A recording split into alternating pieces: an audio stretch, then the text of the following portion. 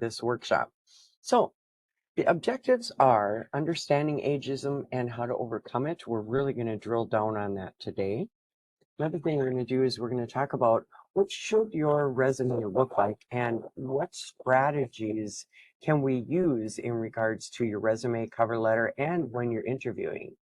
We're going to talk about networking and technology tools. So we all know that many of us haven't interviewed for a long time, and that part's changed. We're going to talk about how it's changed. And then also, years ago, technical pieces, for instance, Facebook wasn't there. So we're going to talk about how that may be affecting your job search and also your hearing those coveted words, we'd like to offer you the job. We're going to also talk about wage and benefits and negotiation and how to actually negotiate.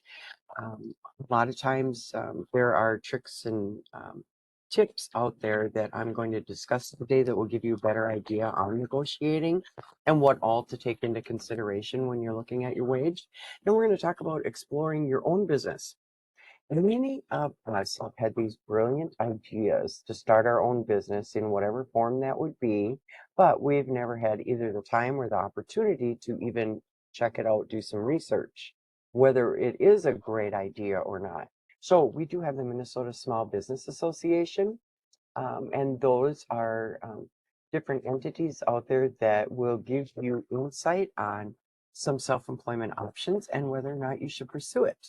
So a lot of times I say that change is forced. And sometimes we're in situations where we're forced to make a change. Well, you also do have the opportunity to sit down, take a step back, and take a look at what would you actually like that change to be, and what would you like it to look like. Okay, next slide talks about ageism in the workplace. So 32% of all human resource professionals say that age plays a role in the hiring decision. Now, I'm going to talk to you a little bit more about this, but I want to first touch the base on this slide. So 26% of all workers 50 years and older report age-related remarks at work. Age discrimination is illegal, but it happens all the time. So we're going to really kind of drill down on this. Employers are considering the older population more than ever. And I love to be called a seasoned worker. And you can go ahead and call me older. I don't care. It doesn't bother me either way. The deal is that the wisdom I have, I paid a high price for. So in turn, the company I'm working for can make a lot of money, and hopefully I'll make some money too. I want you to start to tell yourself that and to start looking at yourself that way. When I am talking to a person who is seasoned over the phone and I have no idea what they look like, doesn't matter, nor do I know their age, we're talking about their skills, having a conversation, it's very fascinating to me that within maybe the first two, three sentences, the person who tends to be over 50 years old reports to me their age. So they'll say stuff like, well, Gloria, I'm 57 years old now. Um, they'll also say stuff like, well, in my day, or for my age, or I'm not able to do that anymore. I want to challenge you that if you are getting ready to go to an interview and you are actually interviewing for a job that you can no longer do, why are you interviewing for a position like that? Or let me ask you this. I've worked with people before the one gentleman told me over 9 times on this short phone call how old he was and that he's too old. Finally, I told him, I said, you've referred to yourself 9 times about how old you are to go to work. Are you sure you should be working? Ask yourself that too. Should I go back to work? Should I be working? Should I maybe consider going on disability or doing something different? A lot of the skills that you have, we can transfer into different roles too. Again, reach out to us. You're going to receive a follow-up email tomorrow. And in that follow-up email, it's going to have Career Force locations. If you haven't been to the Career Force, I want to encourage you to at least reach out to us as a job counselor and let us talk to you more about your resume, also about how you are presenting yourself in your conversation. And then we can do a mock interview. A lot of times when you are asked the question, where do you see yourself in 3 to 5 years? or what are your career aspirations, you will say something to me like this. Well, I see myself retired, Glory, and just give me a job now just to get me through. Do you know that there isn't any employer that's going to hire you if you say that, even if you're like, yeah, but so what are you telling me to lie, Glory? No. And you're like, yeah, but that is the truth. I plan on retiring in 3 to 5 years. Well, you know what? That's great. We all have plans to do certain things, but it does not mean they always work out. And in addition to that, you don't know for sure. You might end up loving that job and wanting to stay longer than 3 to 5 years. But for the interview's sake, when they say, where do you see yourself in 3 to 5 years? They're really asking you, are you gonna stay here? Am I gonna put all this time and effort into training you, having you do the job the way I want you to have it done? Or do I gotta go through this interview process again and keep interviewing more people to fill this role? And if you're only gonna stay with me 3 to 5 years and you're gonna be retiring, I don't know that I want to put that much effort into you. I'll hire somebody else. No, the right answer is, where do you see yourself in 3 to 5 years? Your answer is, I see myself working for you, and hopefully I will have gotten a promotion. Now, it's easy to sit back and say, yeah, but that's a lie, Gloria. I plan on retiring. Again, we're only guaranteed right now, right here, today. Many, many people have plans to do other things. But again, for the interview's sake and for today, we're going to focus on what needs to be done today. We may have future goals. That's absolutely wonderful, but it doesn't mean everything is going to happen the way we had it planned. Can you advance it to the next slide, Sandra? The next slide to me is one of the most important slides, and it is going to challenge you a little bit on where is your mindset right now. And uh, we need to go back one slide, Sandra. The shifting your mindset. I think it jumped on you and it went to 2 slides ahead. So I'll keep talking on shifting your mindset. So the truth is that you are only as old as you feel. Do you know that actually, if you did some studying, which I have done studying on aging, and what they say is that when you tell yourself that I'm getting older, your cells listen to that and line up and say, okay, so it sounds to me like Lori wants to be getting older. Cells don't listen to that. I tell myself I'm getting younger and younger every day. Now, does the clock line up with me? Probably not. Does it matter? No. What matters to me is that I love to work and I plan on working as long as I possibly can. Ask yourself, am I talking you out of hiring me? Good grief, there would be people that I would interview who were seasoned. They literally would talk me out of hiring them because they would say stuff like, "Oh, I can't do that anymore," or "I'm not able to do that type of lifting anymore, so I'm sorry." Again, are you talking me out of hiring you? Should you be interviewing for the role that's going to be having you do all this hard physical work that you're no longer able to do? You know, I work with a lot of construction people, and they could have been in a supervisory role, doesn't matter, but they've done construction for over 30 years. They don't want to do the physical work anymore. So they'll come to me and say, Glory, what can I transfer my skills into? Well, it's very easy to take that hard working construction worker, transfer his skills into being an estimator, transfer skills into customer service, because you know as well as I do that if you're having construction work done, you better have some customer service skills too on being nice to the homeowner, nice to your other electrician, the plumber, the painter. See where I'm going with this? Make sure that when you are interviewing too, that you're playing on your strengths. You know, and it's not just at the interview, it's prior to the interview. What are you saying to yourself? Are you being kind to yourself? Are you saying, I am the best person for this job? You know, when we do a mock interview, when I do one with you, I will actually have you get out a mirror and practice. I call it mirror work, where you are actually giving your answers in front of a mirror and you're reading your own body language.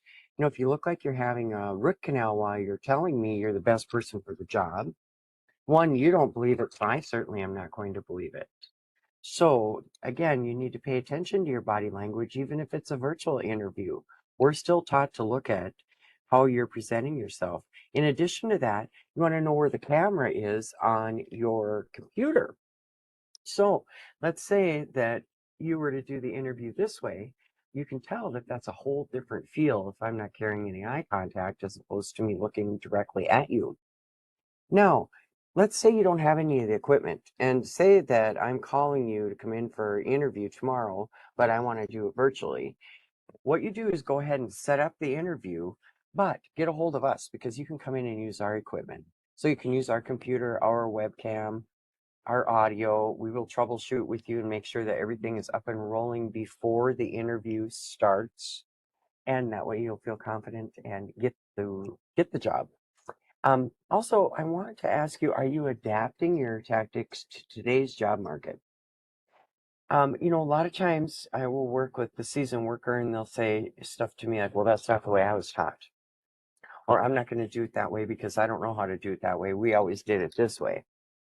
I want to challenge you. Are you adapting to the market? And then I also want to ask you, what do you care? As long as it's not illegal, do the job the way the employer is asking you to do it. Many people are set in their ways and stubborn and do not like to be flexible. Well, I'm telling you straight up, if you're that person, when I'm interviewing you, I'm trying to figure out if you are.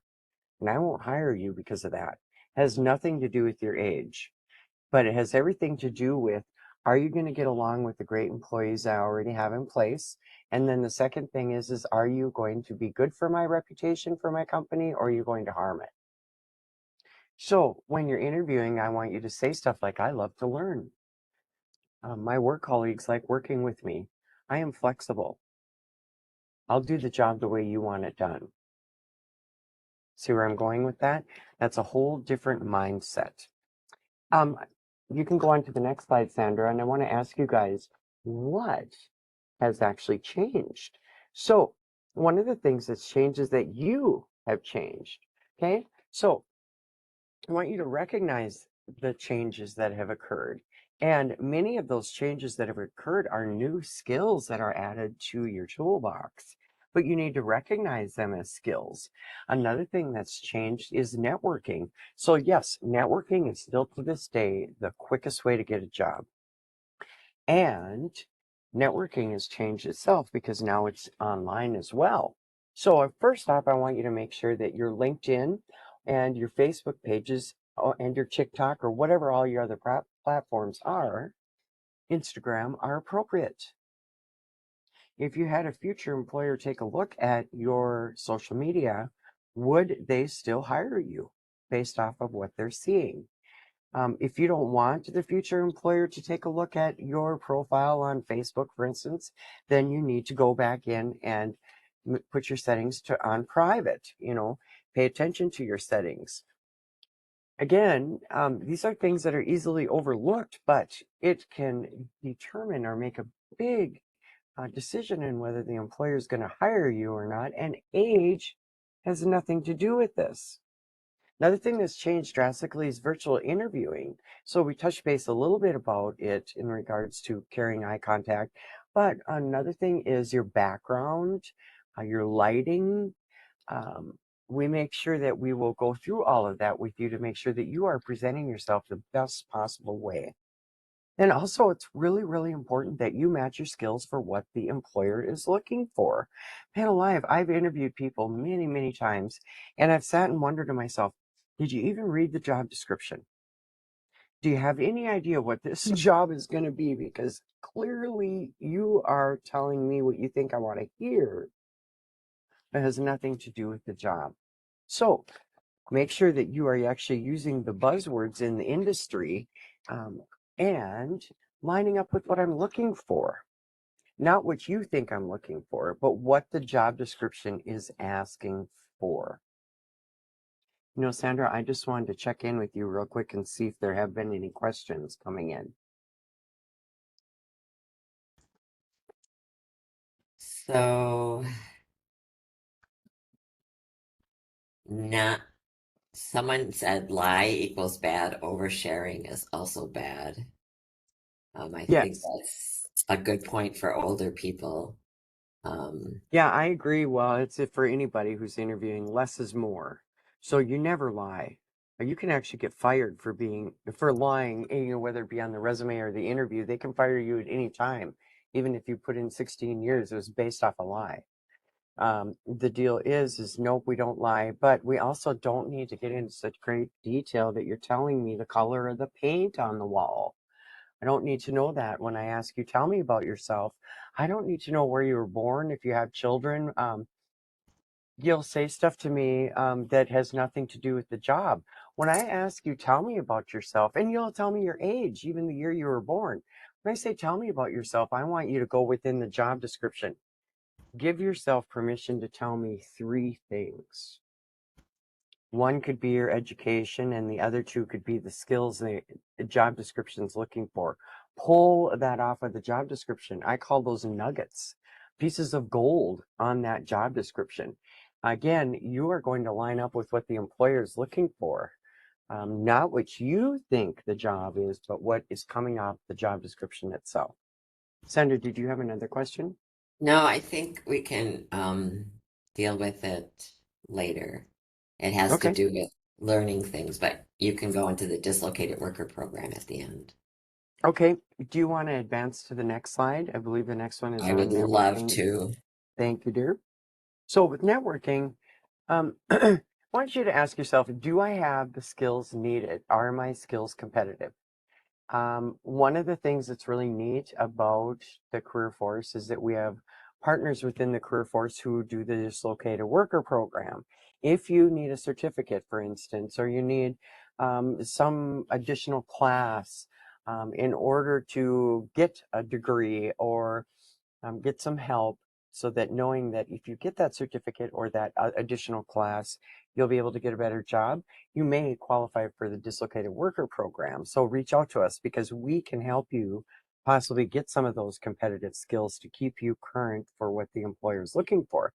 Another thing that's really neat about networking is that if you can find someone who already works there, it's a great space to talk to them about how did you get this job? What did you say at the interview? How do you like working there? What are your other colleagues like? You can also go onto LinkedIn and see if the company itself has a profile on there. Also, people who work there. You can find out just some information about the people themselves. Um, Another great space about networking is you can find the jobs that no one's posted. Now, let me give you a real life example here. So, previous to this job, I was the operations manager of a nonprofit.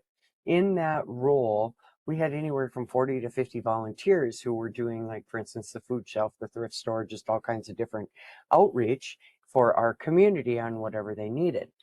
Now, a lot of these volunteers would be people who are transitioning from one job to another job, and they also wanted to give back to the community a little bit. Want to encourage you to do this. If you are not working right now, but you're looking for a job, it's a proven fact that when you start to help other people, the universe is kind to us and will come back to us and help us as well. It's not why you're helping other people, but I just can't explain to you why it works that way, but it does. So, with my volunteers, oftentimes, one, if they were looking for a job, they told me.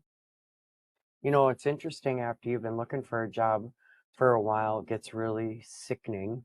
Looking for a job is a job, but to me, it's one of the worst jobs. And your body language changes over time. You start to get discouraged. Even your head goes forward, your shoulders go forward. You get scared to tell people you're looking for a job because for some reason you're taking it very personal. Stop that. Instead, you lift your head, throw them shoulders back, and you tell everybody, I'm looking for a job. Do you know anybody that's hiring? The reason being is that they will think of you first when they do bump into a job. So, back to my little story with my volunteers, it was very easy.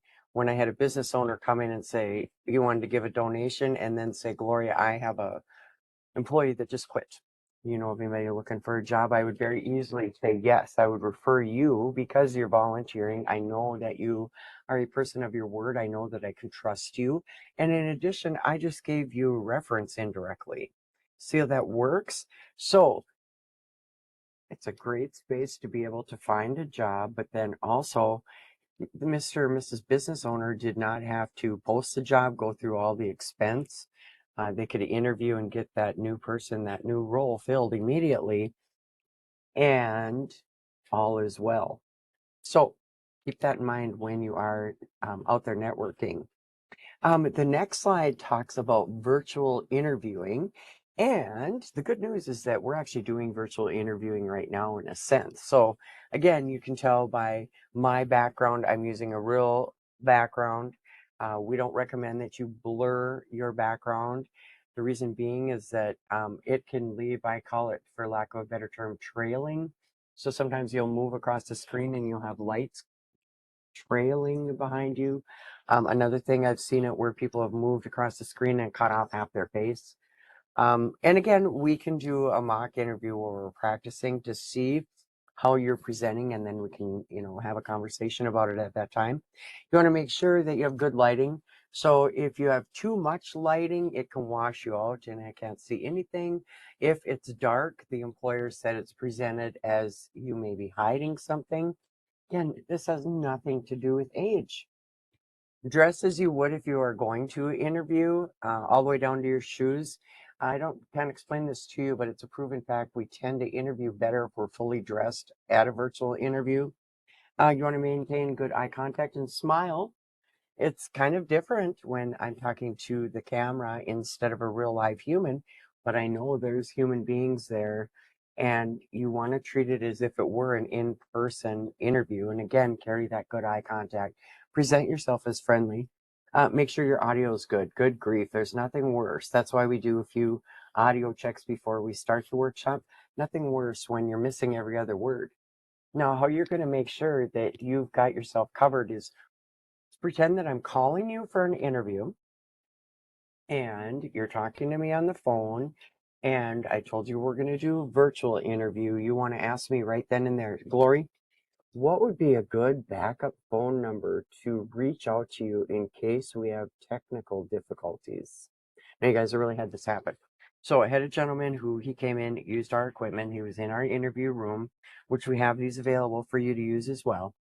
When he was using the equipment, we troubleshooted, made sure his background looks great, did a mock interview. I mean, this guy was prepared. During the middle of the interview, the internet went down here in the office. And you guys, I don't know that I've ever had this happen. Maybe one other time, didn't actually write it down when it happened, but lo and behold, it happened to this guy during his interview. He came out into the hallway yelling, Glory, Glory, what do I do? He was panicked. And rightly so. He really wanted this job. So the first thing I said is, okay, we're going to take a deep breath. And I said, did you get a backup phone number? And yes, he did. I said, all right, so this is a wonderful opportunity for you right now to be able to show them that you're excellent at problem solving and conflict resolution, provided that you can take a deep breath and go back in and show them that this didn't get you rattled. And do you know he did that? And also he got the job. So having said that, it's just great to know why you would ask for a backup phone number and how important that actually can be and how easily that could be overlooked. I'm going to have you go on to the next slide, Sandra, and the next slide is talking about the T, or how have you changed? Excuse me. So I want to ask you, how do you actually feel about looking for employment now, and do those feelings show? So if I'm having a conversation with you, and let's say that you were wronged at your previous job, when you're interviewing, are you going to bring that to the interview table and talk to the possible new employer about how you were wronged at your previous job? The answer is absolutely not. What the employer of that new job is thinking when you're talking about this bad stuff that happened, and even if it was in a terrible hostile environment, when you're saying that, the new employer is thinking to themselves, good grief, what are you going to say if you don't work out here? What are you going to say about us? And they would hire somebody else. I've even had employers say to me, Glory, I can teach anybody how to do this job. I can teach them the skills to do the job, but I can't teach people how to be nice. So, and again, reach out to us. We're experts at this. We deal with a lot of people who've had some pretty terrible previous employer situations, and we will help you get through it. The skills that you've gained, do you know what they are since the last time you interviewed? I work with people who they haven't interviewed in 25 years. That's realistic. Do you recognize the skills that you've gained during those 25 years of skills? And are you going to be comfortable talking about them at the next interview? Because you must. Here's the deal. If you don't talk about your skills, the person before you and after you is going to be, and they're the ones who are going to get hired. What makes you a better candidate today than you were the last time? You know, many of us were taught that pride comes before a fall. We're not supposed to sit around and brag. If I were to tell you that I am dependable, I'm a woman of my word, I do the job to the best of my ability, that would be considered bragging. Well, you know what? It's only a few times in life we have permission to brag, and the interview is one of them. Well, you must. You must convince me that you're the best person for the job. Because if you don't, somebody else is going to. That's going to be the person that I'm going to hire. What are your goals? Do you have goals? If I were to ask you at the interview, tell me what some of your goals are you going to talk to me about your plan on retiring? Or are you going to talk to me about a goal that fits into my company and what I would be looking for? You know, I've had a lot of people say, well, Glory, when they ask me, tell me about yourself, I've always been confused on whether do I talk about myself personally or about myself career-wise or industry-wise.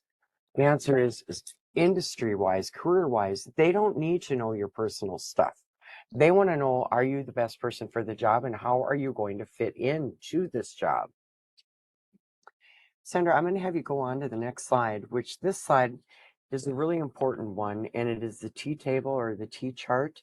Now, the reason I call this slide important is because you can take this concept and use it for your cover letter and to help you remember what the job's looking for and how your skills line up with it. So let's just look at the first example. It says recruiting team members. This information came directly from the job description. So in this role, the job is looking for someone who can recruit team members.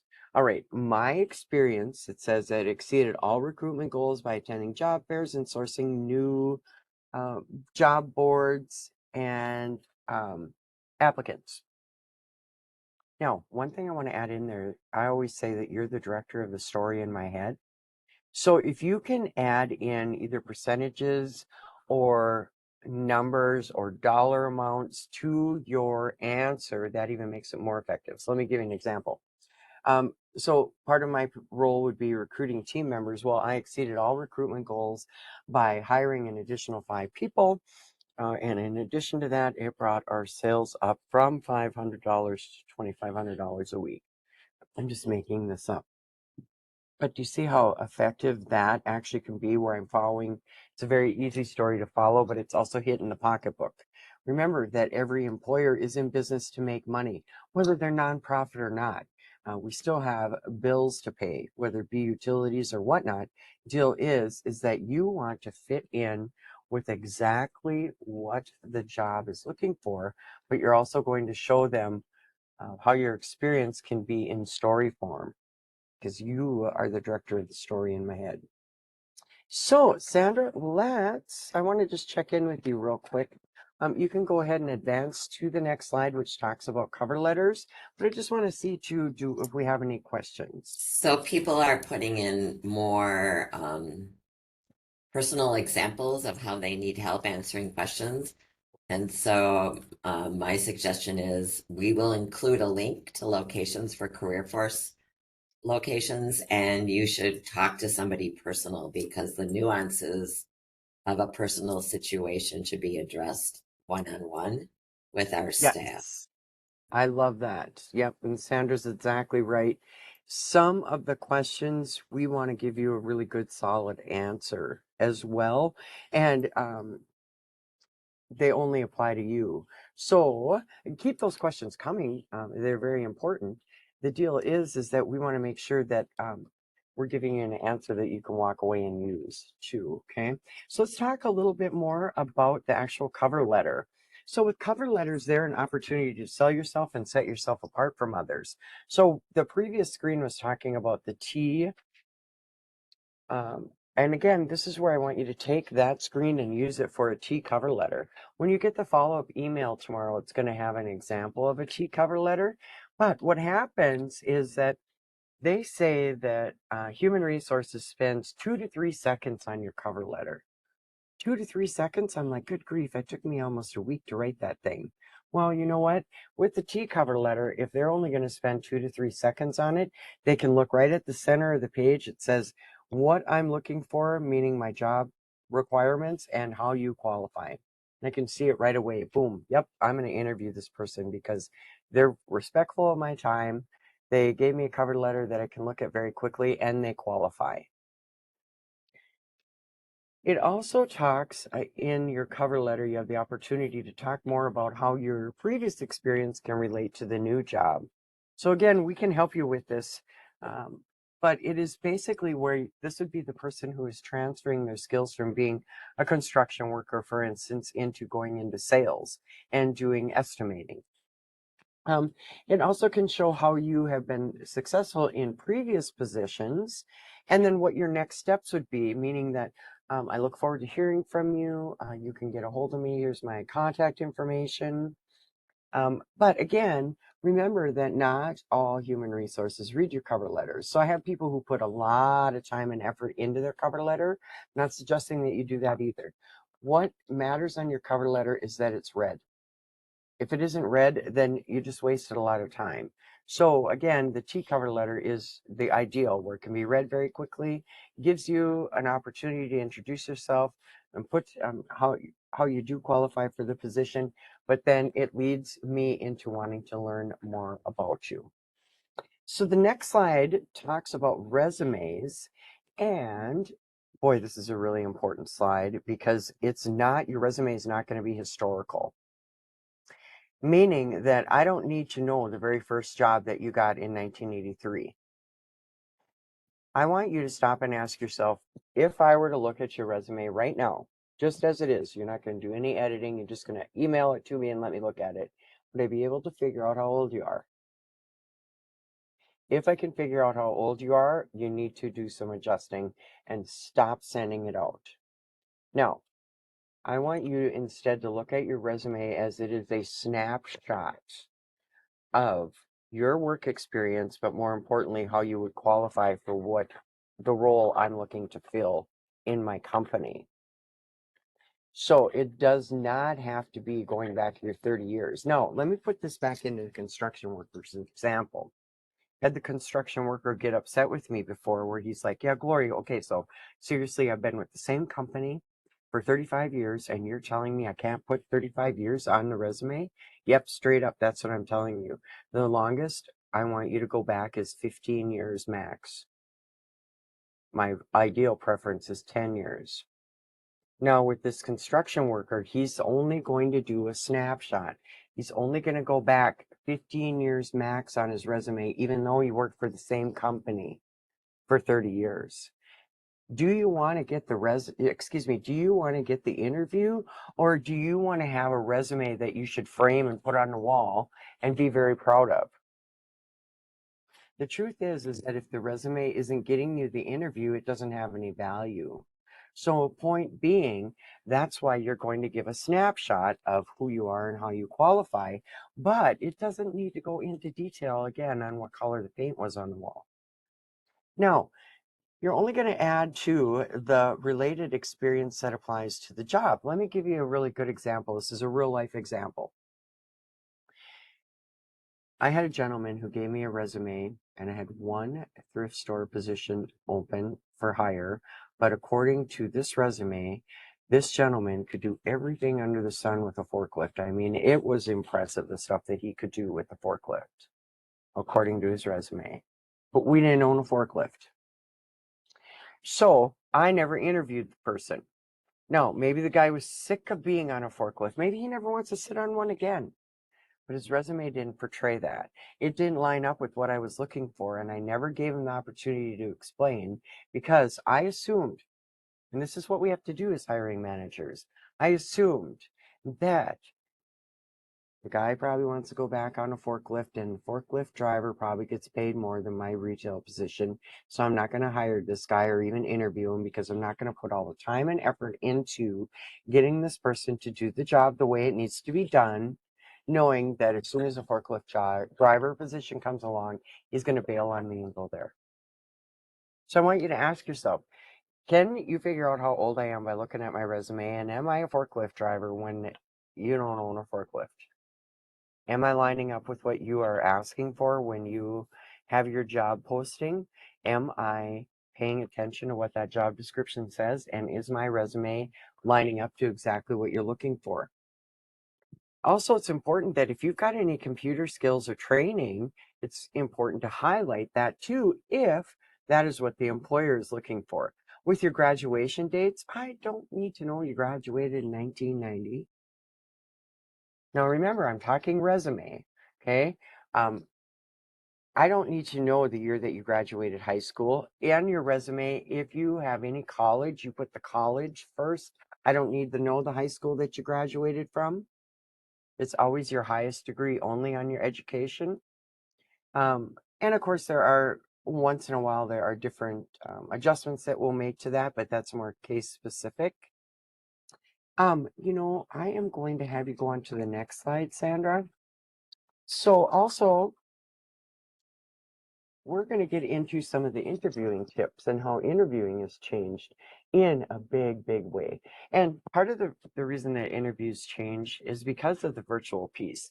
So you want to be able to be prepared. Now, I have had people who haven't interviewed in many, many years, and once they do a mock interview with us, I want to strongly encourage you to do, their confidence level goes from maybe 20% all the way up to 100%. A lot of this too, we work with the employers, so we know what they want to hear at the interview. So we can coach you on that, and you're going to be able to know when to start with your answers, know when to stop with your answers, but more importantly, you don't end up falling down the rabbit hole in your answers at the interview and saying to yourself, good grief, how did I get here? Now, how do I get out of this? So we're going to help you with preparing that your answers are concise, meaning that when they ask, tell me about yourself, again, you're going to give yourself permission to say 3 things. It could be your education, and it could be 2 other skills that the employer is looking for.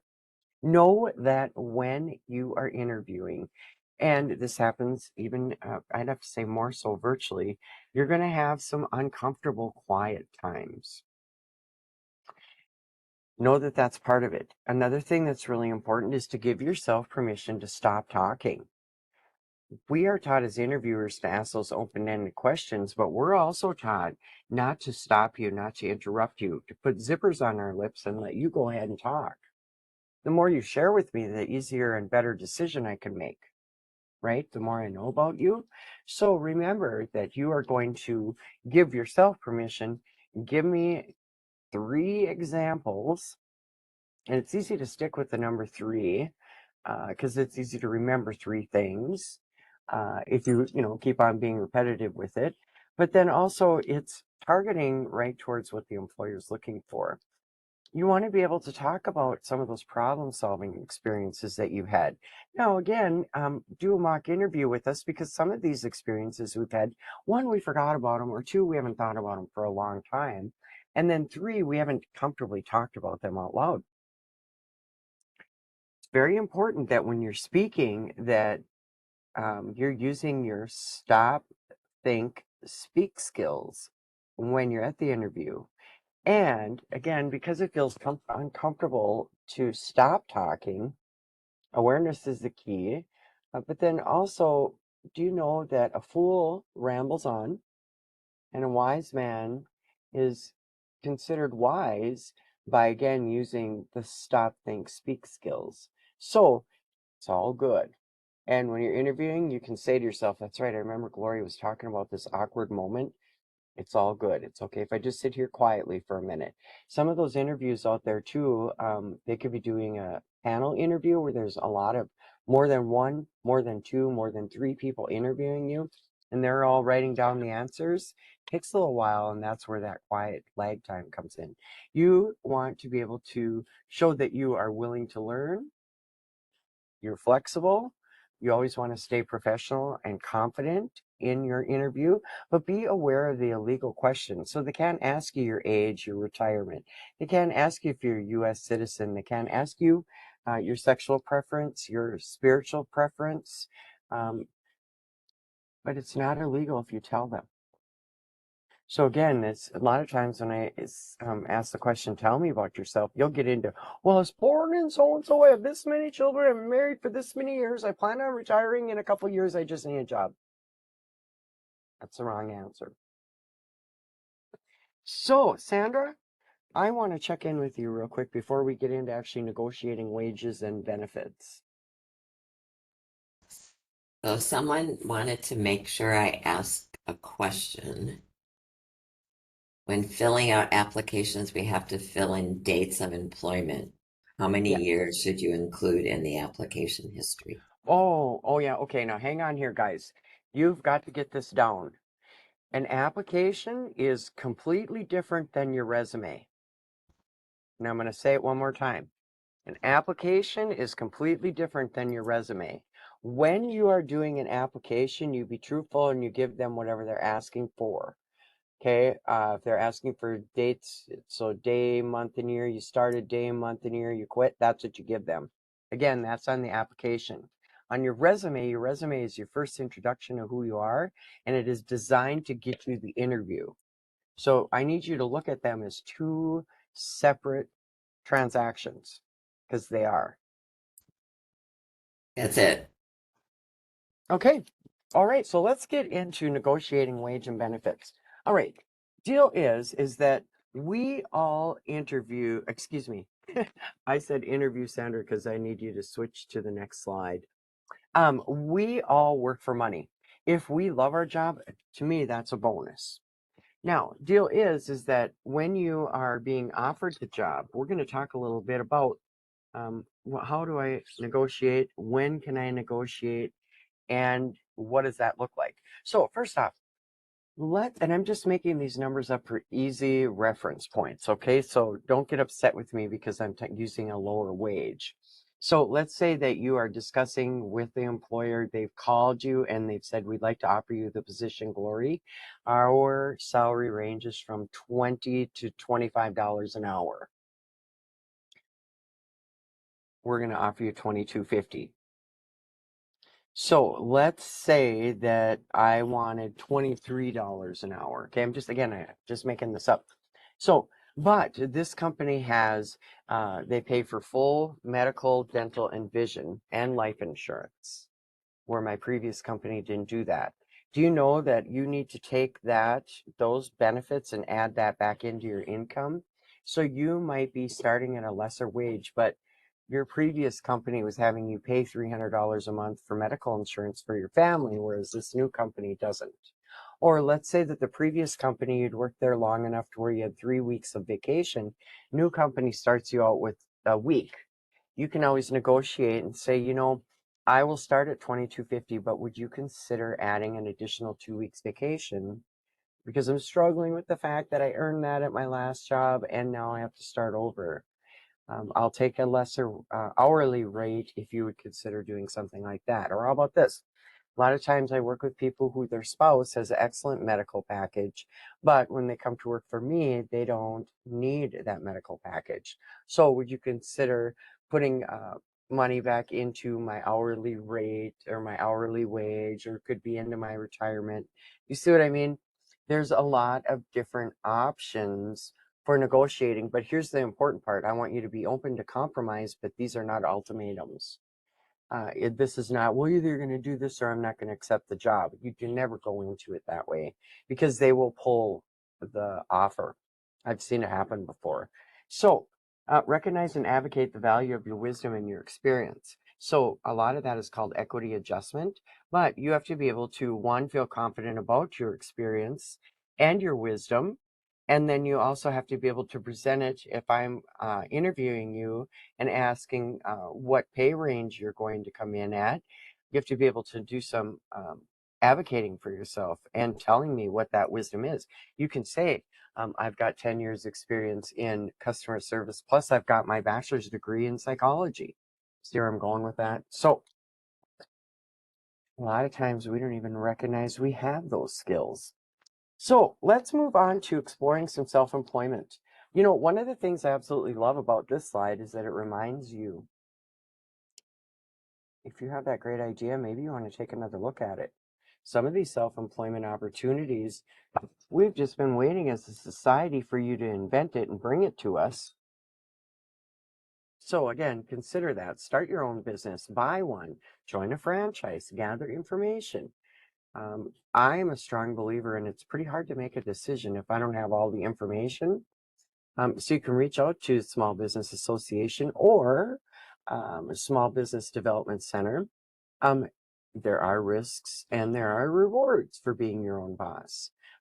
Years and years ago, I did painting and wallpapering, and I did that so that I could go to college and work around having a flexible schedule. Well, there were some days that I was working till 9 o'clock at night. There are other days I would go to work and something would happen so that I could only be there for an hour. Point being, there's always risks and rewards in all that we do, and it applies too to being your own boss. So keep that in mind. Then on the next slide, it talks about some of the possible barriers that can run into us when we're actually out there applying or when we're actually doing our resumes. One of the barriers is that you may be seen as being overqualified. Now, in order to be seen as being overqualified, I strongly believe that you've given that new employer too much information about something on your resume that doesn't apply to that new job. The only reason I would see somebody as being overqualified when I was a hiring manager was because they were the forklift driver and I didn't own a forklift.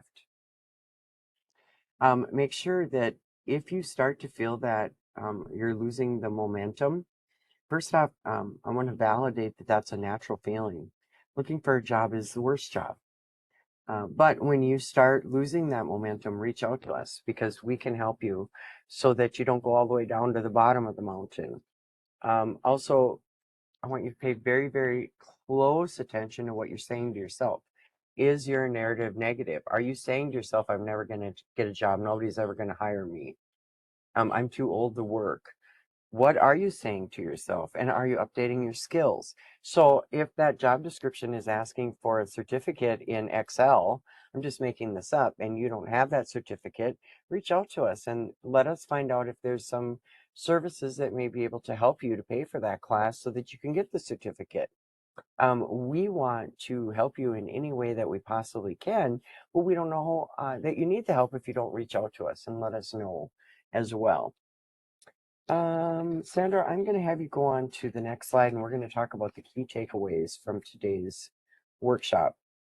So, key takeaways is age is an asset. It's not a barrier. But how are you looking at it?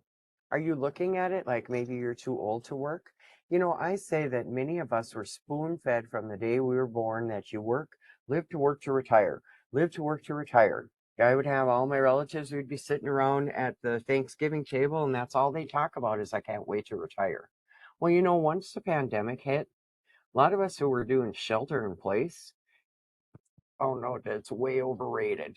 I've had people who tell me that they ended up being with their spouse shelter in place, and it ended up being the worst time. They almost got a divorce. Now, having said that, many of us are not.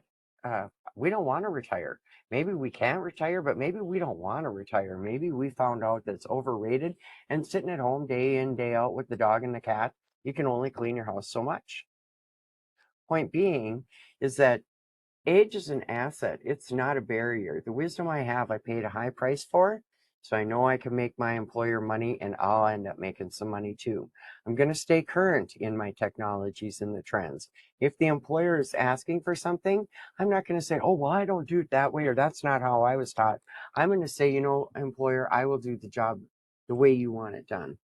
Now, here's the beauty of this. After you've worked at a place for 6 months, for instance, and you've shown them you are a person of character, integrity, you have morals, that you are their company's best interest is always put first, and you have a new idea or a better suggestion on the way they can do it, now you've built some credibility with the company and you can make those suggestions. So I'm not telling you to never make a suggestion, saying get the job first. Then you can make your suggestions. When it comes to negotiating, you can negotiate with confidence, provided that you recognize your skills as skills and the wisdom you have as something that's valuable. If you're struggling with that, reach out to us because, boy, we can give you all kinds of examples. It's also important that you're exploring all employment options.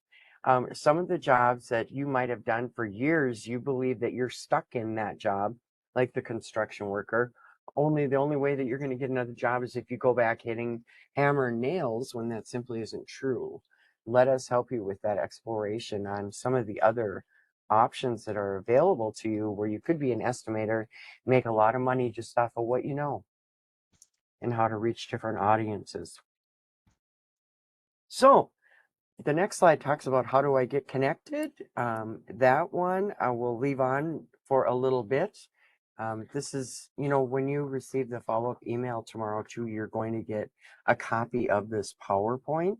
So this is talking about how you're going to get connected.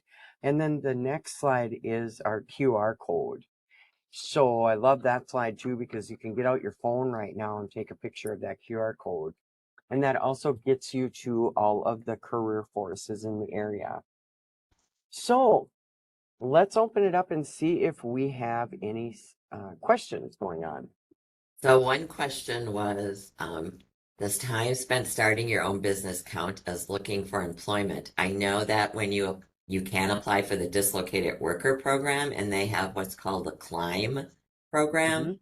That Yep. is to help. And so there are then different rules that kick in for your unemployment, but I would definitely talk to unemployment directly about that Yes. and look into dislocated worker. Then there was one, somebody said following STAR helps stay on point and avoid rambling off. And then somebody Mhm. specifically said, what is STAR? Yep. So I also want you to attend the resume workshop because that and the interview workshop. So the interview workshop actually gets into the STAR on how to actually use it. So I just prefer that you would attend the interview workshop instead. We don't have enough time to break the whole thing down. But the STAR is an acronym for actually answering your questions at the interview. And then somebody put in what it was, and many Mhm. people are saying thank you, and somebody even recommended the workshops you just talked about. Oh, yay, good, good, good. Yes. Yeah, we're very proud of our workshops. They are very effective. And again, we keep them up to date. So a lot of the wisdom that we have, Sandra and I are getting it because we're boots on the ground. So we're dealing with the employees and the employers, and we want to know um, how do you get that job? So we're asking those employers, and then we get to share that information with you as well. So we still got 4 minutes, Sandra. Is there any Well, other questions? so so like if I have 28 years experience in financial services and I'm applying for a financial service job, I can put Mhm. 10 plus and it wouldn't be considered lying. Right, exactly. On your resume, not your application. So on your resume, yes, you can put 10 plus years. And again, it is to get you the interview. It's a snapshot of your work history. Snapshot is the key word, not chronological, biblical from the time that you were born until now. And then in addition, I want you to ask yourself too that, all right, so if I'm in the finance department and the same tools that I used 15 years ago, are they even applicable now? So again, it's to keep yourself current and not um, having where age discrimination would apply to you so you don't get the interview. Now, obviously, once you're at the interview, they're going to figure out you're not a 20-year-old. But in addition to that, they can't just throw you away like they can your resume. Now you have the opportunity to convince me why you're the best person for the job because I've already invited you to come into the interview. So I have a question about dyeing my hair or Mhm. how to present myself in a light. Like, do you recommend dyeing hair or do you, you know, So I am a strong believer in personal preference. Um, some of the societal norms out there, we don't all agree with.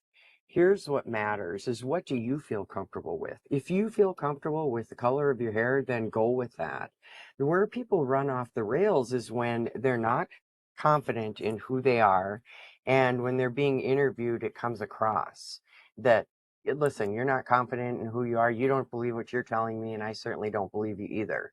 And when really it could have just been where you just need to practice saying some of those things out loud, because you haven't spoken those words about yourself in a long time. Point being is that, yep, part of it is playing the game, but what this boils down to is, what do you feel comfortable with? There are people out there who actually go and have their hair dyed gray when they might be a brunette. So whatever you feel comfortable with, I'm going to feel comfortable with. Another thing I want to tell you really quick, I was working with a person recently who, when they were at the job and they contacted me after they quit their job, which don't do that. Before you quit, please reach out to us. But when they were at their job, there was a couple, and this is what the person was telling me, there were a couple young whippersnappers that were making fun of this person about their age, and they quit their job because of it. I said, are you kidding me? First off, nobody can make fun of me about my age unless I allow them to. You can go ahead and talk in the corner about, yeah, that Glory, she might be getting old, but you know what? I am the one who says where I'm at, not you. And I am never going to sacrifice a job because someone is being the mean girls in 6th grade over in the corner saying something bad about me. Truth is that some of that wisdom that we ended up getting because we paid a high price for, we're not going to forfeit our peace, our joy, and our good job anymore. The beauty of it is that we get comfortable in our own skin and we can go out and make a decent living. And I know you can do that too. So let us help you. We're here to give you that encouraging word. We're also here to validate that, yep, looking for a job is a job and it's one of the worst ones.